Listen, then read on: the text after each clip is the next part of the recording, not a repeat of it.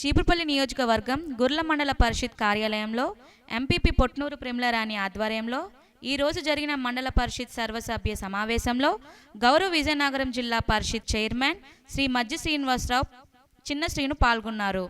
ఈ సందర్భంగా ఆయన వివిధ శాఖల అధికారులతో కలిసి మండలంలోని అభివృద్ధి పనులపై సమీక్షించారు.